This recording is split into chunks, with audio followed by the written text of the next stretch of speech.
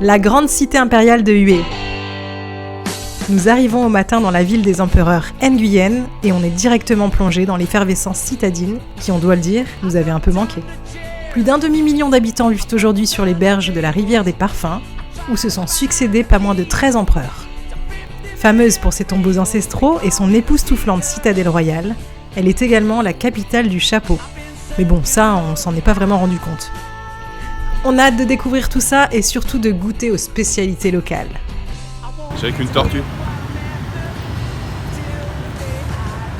Mais je suis pas galant du coup, parce que c'est pas moi qui le porte. Je le porte à la main et du coup je me fais engueuler parce qu'il faut pas le porter à la main. Oh ma moto. Ah le petit sac, celle-là c'est trop classe. Donc on est enfin à Hue. Au final on a quand même dormi, mais le bus était vraiment crade. C'était je pense le plus crade des bus de nuit qu'on ait fait. Ouais, le bus était crade. Le chauffeur était furieux. Mais bon, on a l'habitude de passer nos nuits comme ça maintenant. Le confort n'est pas essentiel. C'est une option, quand il y est c'est trop cool. Et l'hygiène, non plus. Ouais, voilà, l'hygiène. Que ce soit la bouffe ou le reste, il faut avoir une tolérance assez forte. On est tolérant, ça se passe plutôt bien jusque là.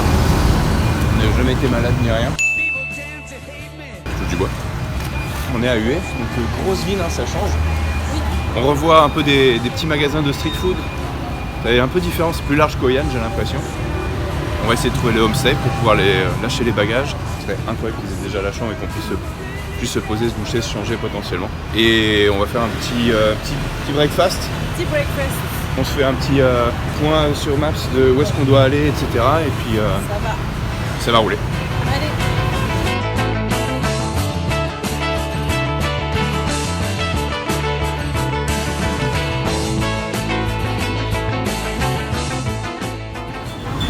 C'est bien, ça change.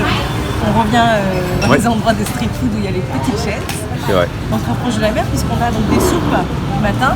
Ça, c'est du poisson préparé comme du gâteau.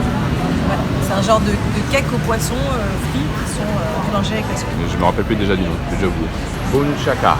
Boom chaka laka laka boom. Boom chaka. Alors C'est un goût de poisson, c'est bon. Putain, c'est fou.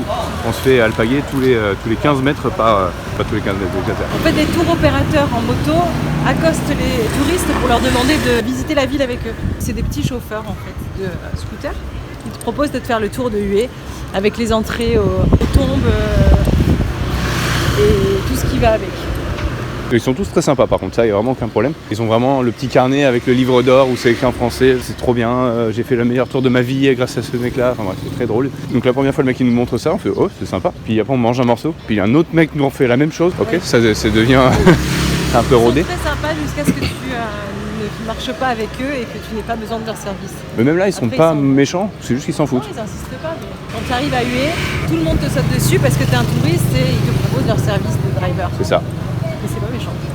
Et donc ouais, comparé à Hoi An, à Hanoï, ça fait plus moderne. Moins agité, peut-être qu'on n'est pas trop dans le centre, on va essayer de se rapprocher après. C'est la ville de la culture ici. La culture de quoi?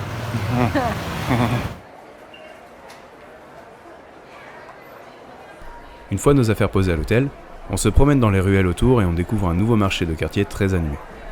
C'est toujours cool de tomber sur ces endroits pleins de vie qu'on est content de découvrir par hasard. On comprend l'engouement autour des gros marchés où on trouve des vêtements et 1000 idées de cadeaux. Mais nous, ce qu'on préfère, c'est voir les locaux acheter du poisson ultra frais, des très grosses grenouilles et des légumes inconnus. Enfin, inconnus pour moi, disons. Sur toutes tes vidéos, tu es en train de manger.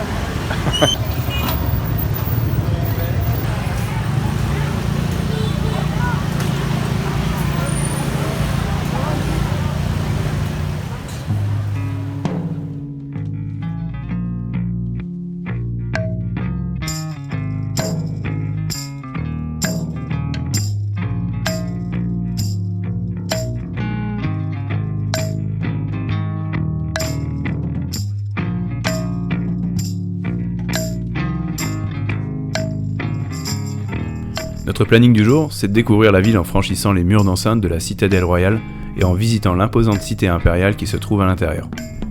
J'aime beaucoup les douves qu'on trouve derrière les murs de la citadelle et les ponts qui les franchissent pour naviguer de quartier en quartier. Il y a une ambiance de château fort imprenable, c'est vraiment impressionnant.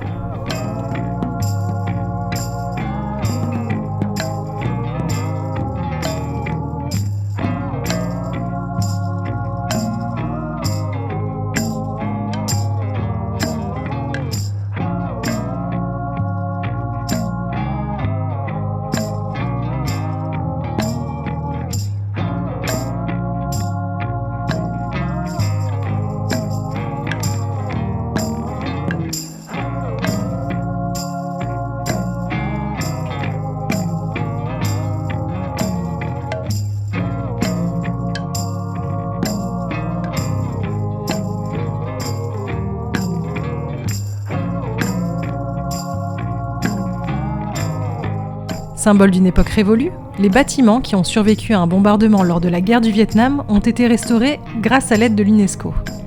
On peut aujourd'hui visiter les pavillons et les jardins où vivaient jadis la famille royale et les princes, ainsi que les 100 concubines impériales.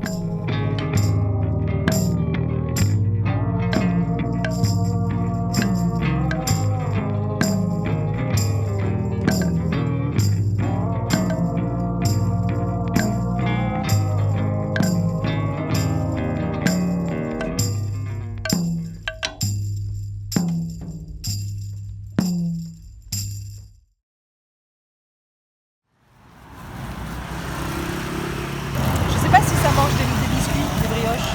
On essaie?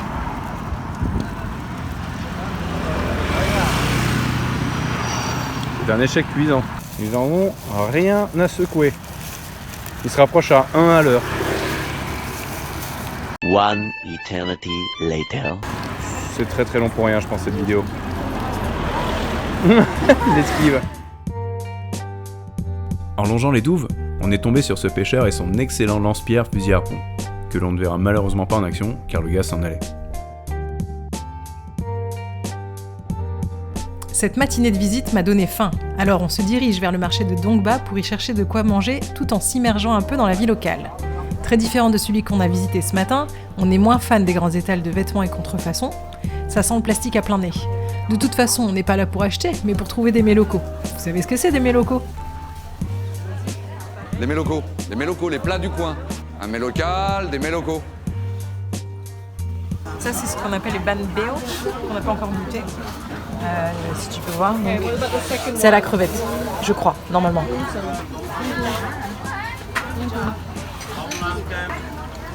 Tentons-en. Une pâte de riz sur lequel ils rajoutent des morceaux de poisson croustillants et des crevettes.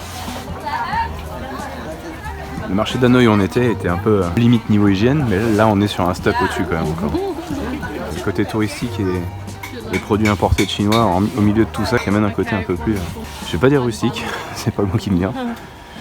Plus rock'n'roll, disons rock'n'roll. Mais c'est l'aventure.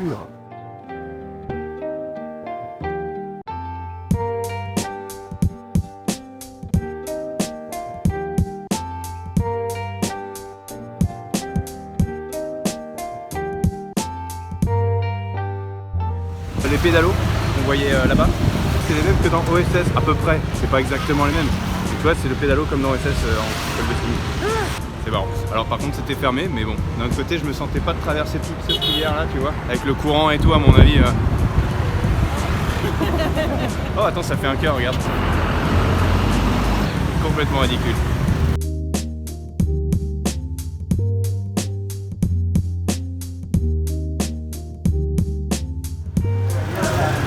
One red Vietnam. No, thank you. My name is Thank you. Lucky No. Avec le On se fait beaucoup aborder sur UE, hein. Oui. Plus qu'ailleurs j'ai l'impression. Oui, il faut s'y habituer. On est dans une ville un peu plus touristique et voilà. Et là, on est dans un bar de la zone dématérialisée C'est un genre de champ de bataille, le plafond. militaire. C'est pas... En fait, tu te fous de moi parce que je dis pas bien. Le DMZ, Bah, qu'est-ce que c'est en français, c'est DMZ? c'est la zone démilitarisée. En fait c'était l'endroit entre Tu peux couper, s'il te plaît? entre le Vietnam du Nord et le Vietnam du Sud quand il y a eu la... Démilitarisée.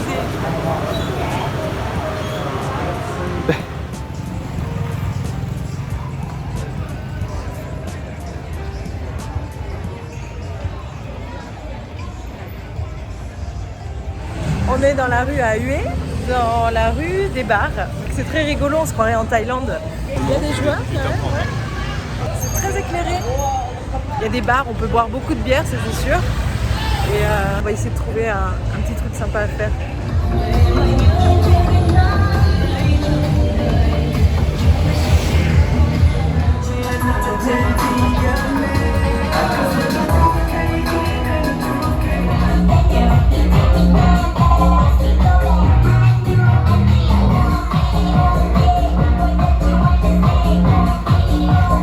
Juste pour dire, voilà, on s'est mis dans un petit endroit avec des tout petits sièges. Alors, ça fait plusieurs fois qu'on nous amène des bières sans les ouvrir. Non mais je pense qu'il y a autre chose à faire. Il a eu leur jeunesse uniquement qu'il fasse de mal. A few moments later.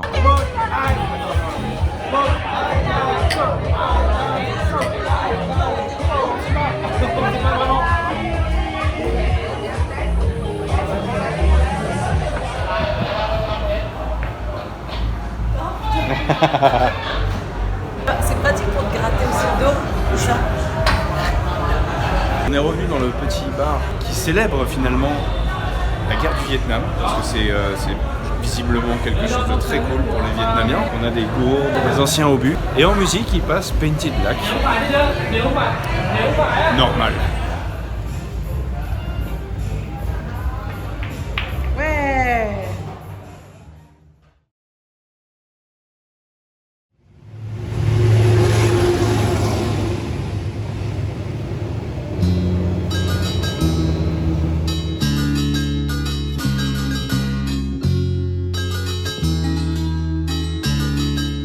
Pour visiter les tombeaux hors de la ville, on a loué un scooter à l'hôtel. On flâne d'abord dans la citadelle royale, où résident encore aujourd'hui plus de 50 000 habitants. Dans les rues qui passent devant les écoles et les petites maisons bordant les douves, on échange des sourires avec les gens qu'on croise, et on est témoin des scènes du quotidien qu'on dirait tout droit sorties d'un film.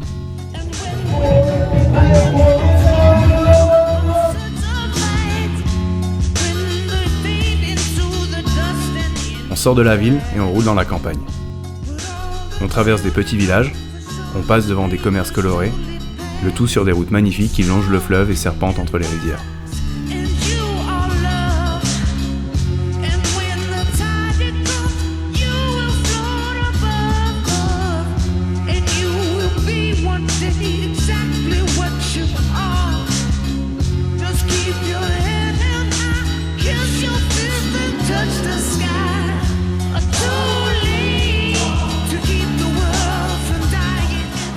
On commence par le tombeau de Khai Dinh, que l'on s'amuse entre nous à appeler le mégalo rococo. Bâti sur une colline, on trouve dans la cour des salutations des rangées de très belles statues. Cet empereur a embrassé le colonialisme et s'est largement inspiré de l'architecture occidentale pour la construction de son tombeau. Le coût exorbitant de celui-ci, ainsi que les dépenses lors de son règne, ont largement contribué à son impopularité. Entièrement recouvert de mosaïques issues de porcelaine précieuse du sol au plafond, cet extravagant tombeau qui date de 1919 est unique en son genre.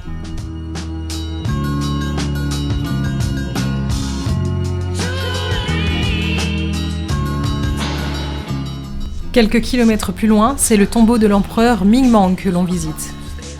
Achevé en 1843, le cadre est idyllique et plus traditionnel. Cet empereur, considéré comme le plus talentueux de la dynastie Nguyen, a en son temps dirigé un grand empire, écrasant la rébellion et résistant à la menace coloniale de l'Europe. Son empire comprenait alors une grande partie du Laos et du Cambodge. On traverse les immenses jardins séparés par des portes monumentales. Je prends même le temps de nourrir les canards et les carpes des bassins.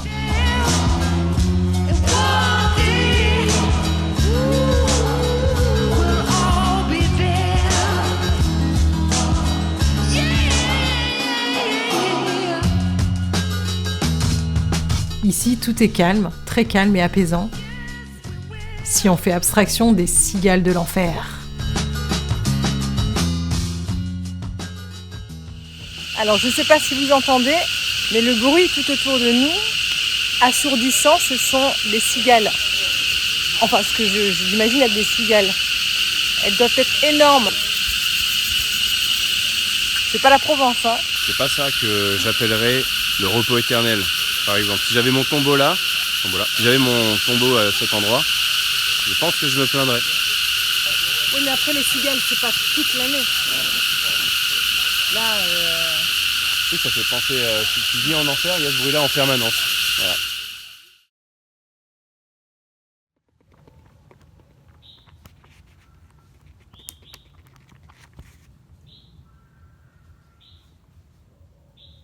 On est dans un petit endroit très mignon, où on s'est arrêté complètement par hasard. Enfin, c'est ce qui veut me faire croire. Dans les alentours de Hue, dans un quartier résidentiel assez bourgeois, où on est au calme.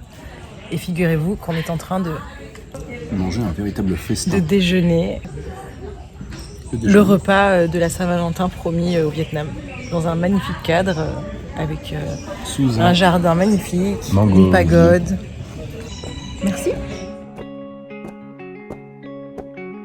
On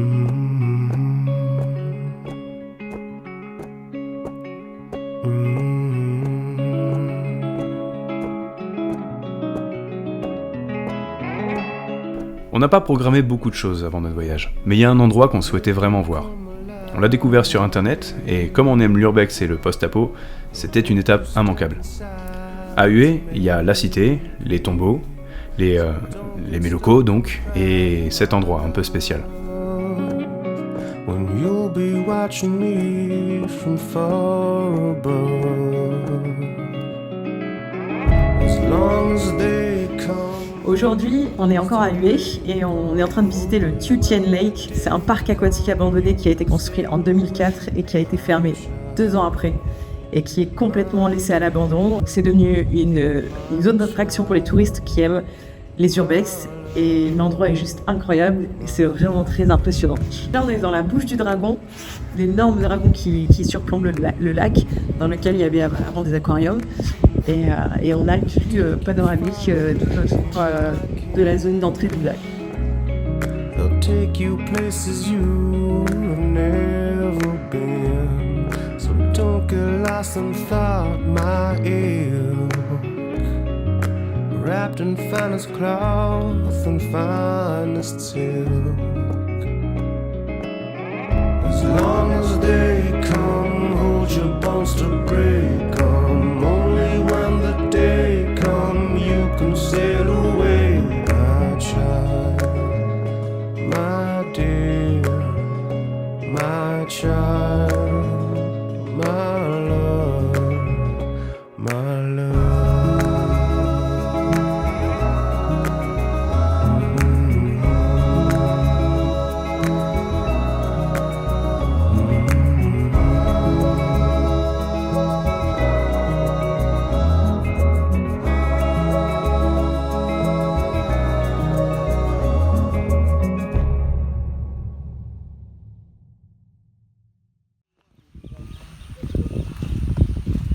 Mais elles sont attachées.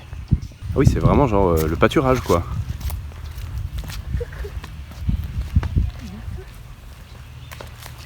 Oh, il est très petit.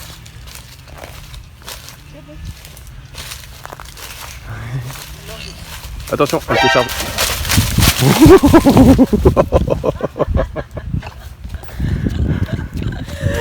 Il faut pas courir en plus derrière une vache. Tu l'as vu, c'est bon? Oui, sa corde était très très longue. Il est content quand même, le petit. Interville 87.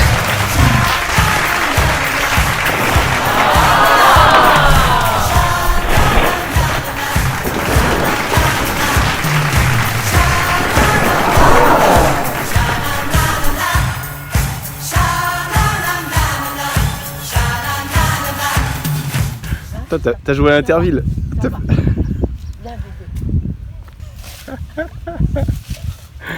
Oh, c'était intense. Et il arrive. Oh, c'est très mignon.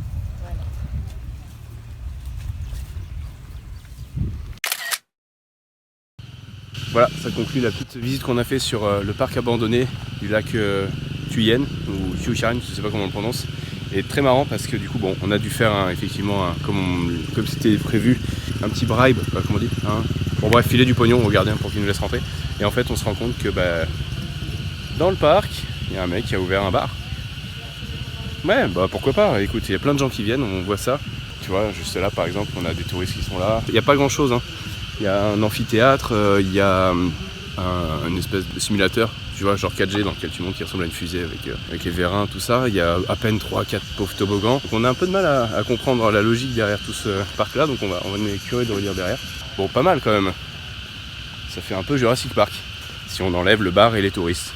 J'ai pu prendre plein de plans très cool. Je vais essayer de me faire un petit montage style The Last of Us que je vais mettre juste après.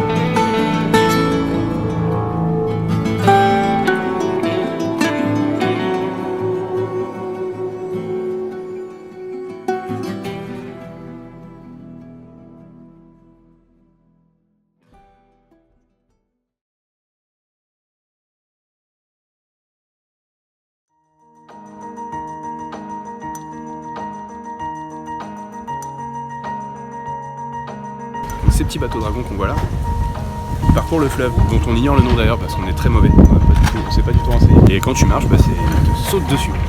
Après voilà, c'est du tuning de bateau. Pour notre dernière visite historique, on retourne vers la cité et on se rend à la pagode de la Dame Céleste. C'est la plus haute du pays. Elle est très prisée des Vietnamiennes qui viennent ici se faire prendre en photo. C'est amusant de voir ces femmes poser dans leur plus beau Aosai avec de grands sourires, engageant parfois même des photographes pour immortaliser leur passage dans ces lieux mythiques.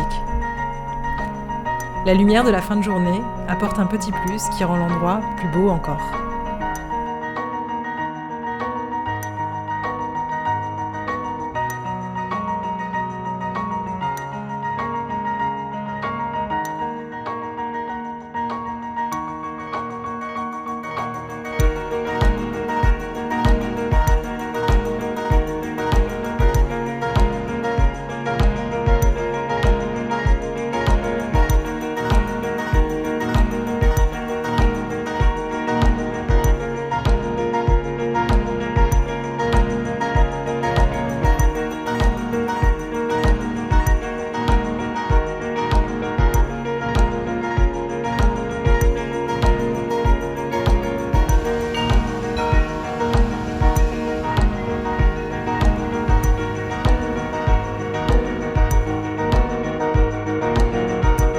C'était la conclusion plus ou moins de la journée temple qu'on a fait aujourd'hui avec Caro. Donc on termine sur la pagode de... Je crois que ça s'appelle la pagode de la Reine-Mère, peut-être, je marquerai si c'est pas le cas. On ne s'attendait pas que ce soit aussi sympa, vraiment reposant. Bon, beaucoup de monde, hein, comme un peu partout, mais le fait que ce soit gratuit, sûrement plus de monde, et c'est vraiment très proche de Hue, donc c'est accessible avec les bateaux. À vélo, c'est très facile d'accès, donc nous on a pris un scooter pour la journée, donc c'est très cool. Et voilà, maintenant on va aller recharger un peu les tels, et puis on va aller boire des coups. Ma barbe est un enfer, c'est le bordel, c'est pas grave, ça fait partie du voyage.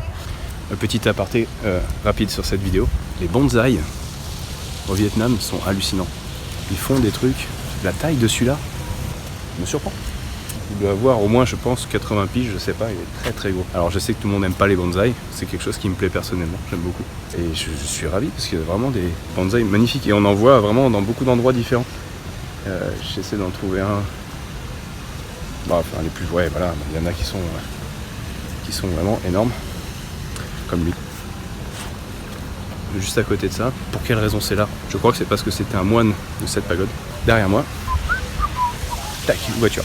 Dans les années 70, je crois que c'est en 73, il y a eu un moine qui s'est immolé. Donc c'est ce fameux moine qui s'est immolé en protestation contre le régime en place, où c'est la fameuse voiture dans laquelle le gars est allé sur la place directement à Saigon. Il sort de la voiture, il se fout plein d'essence, il se met en position du lotus, il s'allume.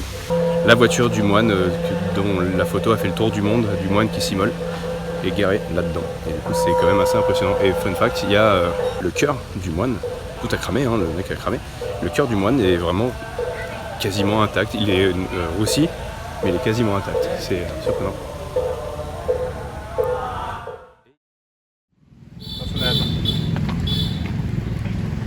Soulagé?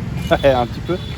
Et parce que ce scoot qui est là, on l'a pas du tout garé là. On l'avait garé le long de la route là-bas vers la pagode. Et au moment de récupérer le scooter là-bas, il n'y avait plus de scooter. Scooter disparu. Ouais, scooter disparu. On a de la chance, il y a un gars qui a été cool qui nous a dit non, mais peut-être qu'ils l'ont emmené vers là-bas ou alors il a été volé, mais sinon il a été amené directement au parking. Et effectivement, grâce au. On l'a retrouvé. On va partir de Hue et on va descendre d'Anang au Yan. Et on va dormir là-bas ce soir. On part pour l'autre homestay où on va récupérer le scooter et lâcher nos bagages et pouvoir partir à Hue.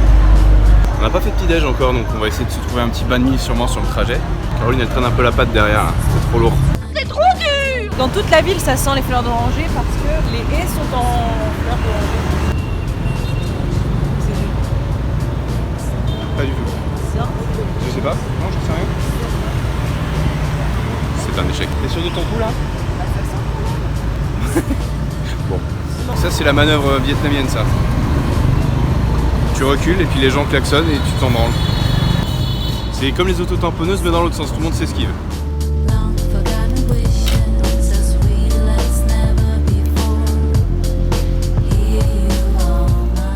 On a un petit plan, une petite roadmap. Voilà, c'est très rapide. Alors ils sont super organisés, c'est-à-dire que peu importe l'hôtel où tu vas, Tout est proposé. De te ramener tes affaires dans une autre ville, de te louer un scooter pour aller dans une autre ville que tu vas laisser là-bas chez un cousin ou chez la tante. Ils ont préparé d'avance une carte avec des points fixes sur Google Maps, Oui, c'est ça. là où tu dois traverser. Tu cliques sur le lien et tu as directement tous les points avec marqué étape A, il y a ça à faire. T'as de l'essence ici, t'as de l'essence là. Trop bien. Ils ont l'habitude. Ils se sont barrés avec nos sacs. Il y avait 6 sacs différents sur la bécane. Un scooter comme ça avec 2 personnes dessus et des sacs, les sacs que vous avez vus juste avant, qui sont clean. Et on est encore en train de manger. Ouais, bon, c'est le petit déj. Donc du coup, c'est la même chose que hier que moi j'ai pris du coup au même endroit parce que comme c'était juste à côté de l'hostel, ça nous évite de perdre du temps. Donc c'est une espèce de soupe avec du pain de poisson et du cervelas de poisson. Je pense que c'est ce qui se décrit le mieux. Non, des gâteaux de poisson. Gâteau de poisson. C'est un cake, fish cake. Et toi, c'est un. Moi, je fais mon banh mi. C'est un banh mi mais make yourself quoi. Voilà. C'est le banh mi. Voilà. Clap de fin sur la culturelle huée. On reprend le guidon pour se rendre à Hoi An en longeant la baie de Lang Ko et en franchissant le col des nuages et d'Anang. On a beaucoup aimé Hue, c'est beau, c'est agréable et la ville n'est pas étouffante. On a hâte maintenant d'arriver à Hoi An, autre destination qui m'a beaucoup marqué dans mes souvenirs d'enfance. Merci à tous ceux qui nous suivent et à bientôt pour la suite.